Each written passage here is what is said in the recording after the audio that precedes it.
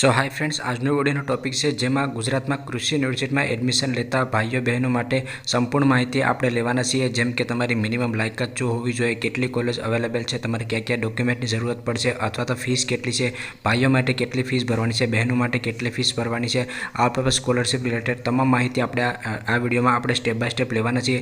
જેથી કરીને જે પણ ભાઈઓ બહેનો વર્ષ 2024-25માં કૃષિ યુનિવર્સિટીમાં એટલે કે બીએસસી એગ્રીકલ્ચરને લગતા કોર્સિસમાં એડમિશન લેવાનું હોય તો એને એડમિશન પહેલાં સંપૂર્ણ માહિતી એની પાસે હોવી જોઈએ, જેથી કરીને એડમિશન પ્રોસેસમાં એને કાંઈ પણ પ્રકારનો પ્રોબ્લેમ છે તે આવે નહીં। આ ઉપરાંત પણ જ્યારે પણ તમારી ફાઇનલ એડમિશન પ્રોસેસ ચાલુ થતી હોય છે ત્યારે તમારે ફોર્મ કઈ રીતે ભરવું જોઈએ, મેરિટ લિસ્ટ કઈ રીતે ચેક કરવું જોઈએ, કોલેજ પસંદગી કઈ રીતે કરવી જોઈએ, ફીસ તમારે કઈ રીતે ભરવાની છે, એને સંપૂર્ણ લાઈવ પ્રોસેસના વિડીયો ચેનલમાં આવતા રહેશે। તો જો તમે ચેનલમાં નવા હોય તો ચેનલને સબસ્ક્રાઈબ કરી રાખજો, જેથી કરીને કોઈ પણ અપડેટ મિસ ના થાય। અને હું જે ડેઇલી અગત્યની અપડેટ છે ઇન્સ્ટાગ્રામ પેજમાં નાખતો હોઉં છું, તો હજુ સુધી ઇન્સ્ટાગ્રામમાં ફોલો ના કર્યો તો ઇન્સ્ટાગ્રામમાં પણ ફોલો કરી લેજો, કારણ કે ત્યાં નાની નાની અપડેટ છે તે આવતી હોય છે। તો ચાલો મિત્રો આપણે વિડીયોના ટોપિક પર આવીએ। તો ગુજરાતમાં આપણે કૃષિ યુનિવર્સિટીની વાત કરીએ તો ગુજરાતમાં કુલ 4 કૃષિ યુનિવર્સિટી આવેલી છે। એક આણંદ કૃષિ યુનિવર્સિટી, બીજી જૂનાગઢ કૃષિ યુનિવર્સિટી, નવસારી કૃષિ યુનિવર્સિટી અને સરદારનગર દાંતીવાડા કૃષિ યુનિવર્સિટી। આ ઉપરાંત પણ જે વિદ્યાર્થીઓને કામધેનુ યુનિવર્સિટીમાં એડમિશન લેવાનું હોય, જેમ કે બીવીએસસી, બીટેક, ડેરી ટેકનોલોજી કે બીએફએસસીમાં, તો એના પર પણ મેં ઓલરેડી વિડીયો બનાવેલો છે, એ વિડીયો પણ તમે જોઈ શકો છો। ગુજરાતમાં કૃષિ યુનિવર્સિટીમાં કયા કયા પ્રકારના કોર્સ તમે કરી શકો છો, તો એક છે બીએસસી ઓનર્સ એગ્રીકલ્ચર, ત્યાર પછી BSc honours horticulture, BSc honours forestry, BTech biotechnology, ત્યાર પછી BTech agriculture engineering, BTech food technology, BTech renewable energy and environment engineering, BTech agri infotech, ત્યાર પછી બીએસસી ઓનર્સ કોમ્યુનિટી સાયન્સ અને BSc honours food nutrition and dietetics. તો આ જે courses છે કે જેમાં તમે એડમિશન છે તે લઈ શકો છો।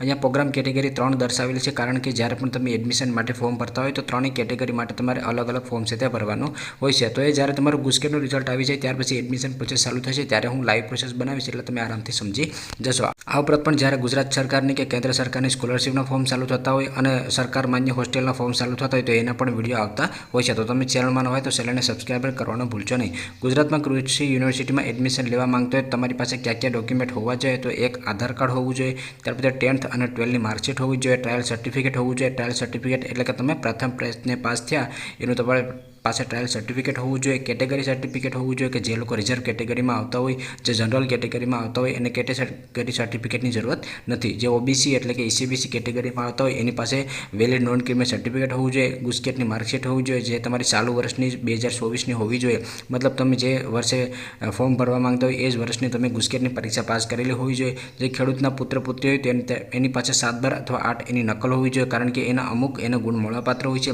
જે એલસી એટલે કે શાળા છોડવાનું પ્રમાણપત્ર એની પાસે હોવું જોઈએ। આ ઉપરાંત પણ જ્યારે ફોર્મ ચાલુ થશે ત્યારે પણ હું તમને લાઈવ એના ફોર્મેટ બતાવીશ, એટલે તમે આરામથી સમજી જશો। ગુજરાતમાં કૃષિ યુનિવર્સિટીમાં કેટલી કોલેજો આવેલી છે એની માહિતી આપણે લઈ લઈએ, અને લાયકાત છે એ પણ અહીંયા તમને જોવા મળે। તો જે પણ વિદ્યાર્થીઓને બીએસસી ઓનર્સ એગ્રીકલ્ચરમાં એડમિશન લેવાનું હોય તો 8 સેમેસ્ટરનો કોર્સ છે, જેમાં તમારે ટોટલ 4 વર્ષ થશે।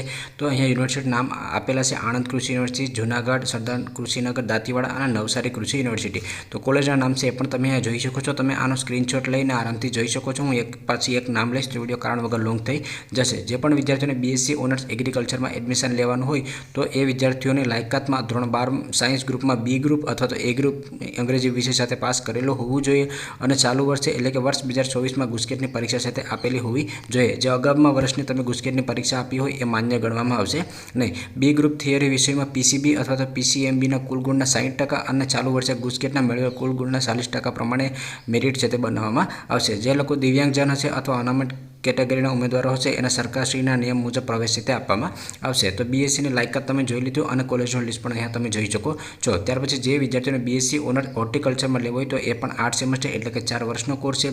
એમાં પણ યુનિવર્સિટી નામ અહીંયા તમને જોવા મળશે। અને પ્રવેશની લાયકાતની વાત કરીએ તો એમાં પણ તમે ધોરણ 12 સાયન્સ એ બી ગ્રુપ અથવા એ બી ગ્રુપ અંગ્રેજી સાથે પાસ કરેલું હોવું જોઈએ, અને ચાલુ વર્ષે ગુસ્કેટની પરીક્ષા તમે આપેલી હોવી જોઈએ। આમાં પણ તમારા મેરિટમાં પીસીબી અથવા તો પીસીએમબીના કુલ ગુણના 60% અને જે ગુસ્કેટના 40% પ્રમાણે મેરિટ છે તે બનાવવામાં આવશે। જે વિદ્યાર્થીઓને બીએસસી ઓનર્સ ફોરેસ્ટ્રીમાં લેવાનું હોય તો એ પણ 8 સેમેસ્ટર અને 4 વર્ષનો કોર્સ છે। એ નવસારી યુનિવર્સિટી નવસારીમાં કરવામાં આવે છે। એના માટે પણ લાયકાત છે એ સેમ જ રહેશે। ત્યાર પછી જે વિદ્યાર્થીઓને બીટેક બાયોટેકનોલોજીમાં એડમિશન લેવાનું તો એ પણ 8 સેમેસ્ટર અને 4 વર્ષનો કોર્સ રહેશે। એ નવસારી કૃષિ યુનિવર્સિટી અને સરદાર કૃષિનગર દાંતીવાડા ખાતે કોર્સ કરવામાં આવશે। કોલેજના નામ તમે અહીંયા જોઈ શકો છો।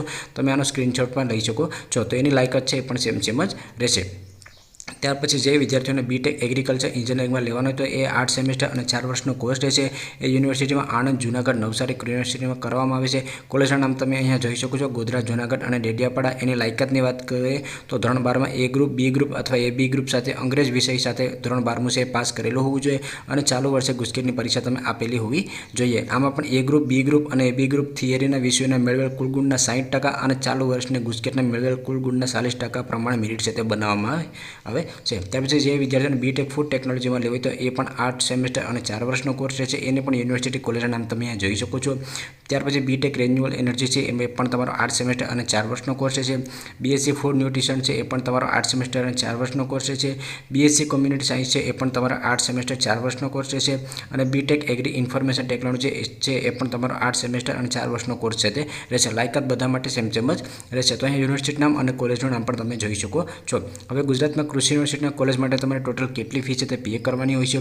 તો ફીઝની આપણે વાત કરીએ તો તમામ અભ્યાસક્રમમાં કન્યાઓ માટે ટ્યુશન ફી તથા હોસ્ટેલ ફીમાંથી મુક્તિ આપવામાં આવે છે, એટલે કે બહેનો માટે આમાં રાહત આપવામાં આવે છે। ત્યાર પછી જે વિદ્યાર્થીઓ આમાં એડમિશન લેતા હોય એ તમામ વિદ્યાર્થીઓને હોસ્ટેલમાં રહેવું ફરજિયાત હોય છે।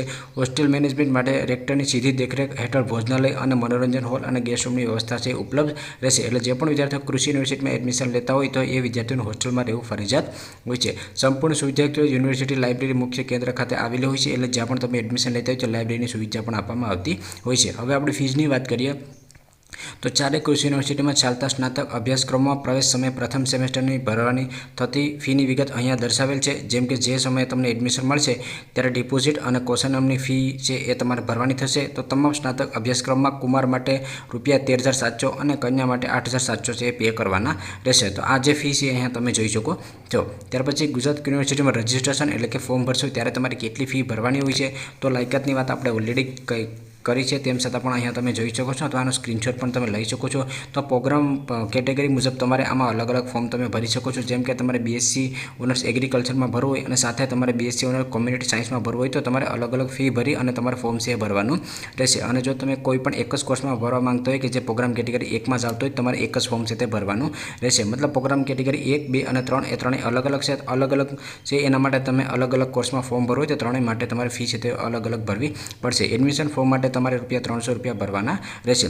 ગુજરાતમાં કૃષિ યુનિવર્સિટી માટે તમારે ફોર્મ ક્યારે ભરવાનું હોય છે? તો એને તમારું ગુસ્કેટનું રિઝલ્ટ આવી જશે ત્યાર પછી GSAUCAની ઓફિશિયલ વેબસાઇટ ઉપર એની નોટિફિકેશન ડિક્લેર કરવામાં આવશે। એ નોટિફિકેશન ડિક્લેર કરવામાં આવશે ત્યારે પણ હું સ્પેશિયલ વિડીયો બનાવી દઈશ કે તમારે આનું ફોર્મ ફિલઅપ છે તે કઈ રીતે કરવાનું રહેશે।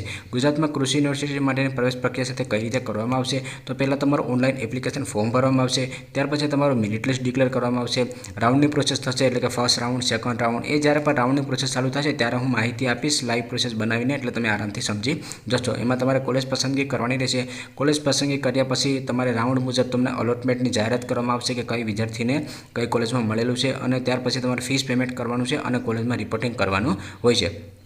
કૃષિ યુનિવર્સિટી માટે પ્રવેશ પ્રક્રિયા ક્યારે ચાલુ થાય છે? તો મેં તમને કીધું એ મુજબ ધોરણ 12ની અને ગુસ્કેટનું રિઝલ્ટ આવશે ત્યાર પછી ચાલુ કરવામાં આવશે। હવે કૃષિ યુનિવર્સિટીમાં પ્રવેશ મળ્યા પછી કેટલી સ્કોલરશિપ મળે છે?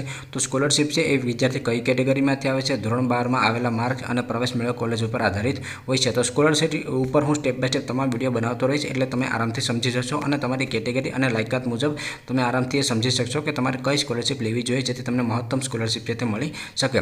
અને એડમિશન માટેની ઓફિશિયલ વેબસાઇટ છે એ GSAUCA છે, એને અત્યારે પણ તમે ચેક કરવું હોય તો કરી શકો છો। એમાં તમને વર્ષ 2023નો ડેટા જોવા મળશે। તમે જ્યારે આમાં કોર્સ પૂરો કરી લો ત્યાર પછી જે પણ તમારી જોબની રિક્વાયર હશે, જે તમારી કેરિયરના રસ્તાઓ એ તમને અહીંયા જોવા મળશે, જે તમે સ્ક્રીનશોટ લઈને પણ આરામથી જોઈ શકો છો। અને બીજા આગળ આને કૃષિ યુનિવર્સિટી લગતી કોઈ પણ અપડેટ આવશે એના પર પણ હું વિડીયો બનાવતો રહીશ, જેથી કરીને તમે આરામથી સમજી શકશો। ટૂંકમાં અહીંયા શિષ્યવૃત્તિની માહિતી છે એ તમે જોઈ શકો છો। આમાંથી જે પણ લાયકાત ધરાવતા હોય એમાં તમે સ્કોલરશિપ માટે ફોર્મ છે ભરી શકો છો। જ્યારે એડમિશન પ્રોસેસ ચાલુ થશે ત્યારે A to Z માહિતી તમને આપવામાં આવશે। આ ઉપરાંત પણ બીજો કોઈ પણ પ્રકારનો પ્રશ્ન હોય તો ઇન્સ્ટાગ્રામમાં તમે SMS કરી શકો છો, અને એની વધારે માહિતી માટે તમે પેડ કાઉન્સેલિંગનો પણ ઉપયોગ છે કરી શકો છો। તો આશા કરું કે તમને આ વિડીયો પસંદ આવ્યો હોય તો વિડીયોને લાઇક કરવાનું ભૂલશો નહીં, અને ચેનલમાં ન હોય તો ચેનલને પણ સબસ્ક્રાઈબ કરી રાખજો।